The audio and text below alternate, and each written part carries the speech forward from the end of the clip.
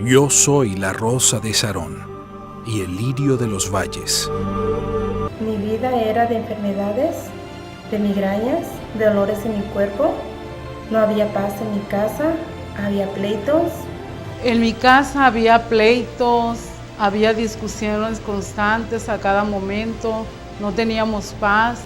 Y desde que la rosa entró, fue el propio Jesús que entró en mi casa, en mi vida.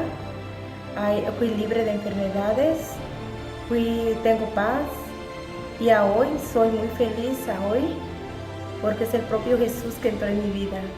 Y gracias a Dios, cuando yo empecé a llevar la rosa, el ambiente cambió, acabaron las discusiones, los pleitos y hubo un ambiente diferente, ahora hay paz y felicidad. Yo soy la rosa de Sarón y el lirio de los valles.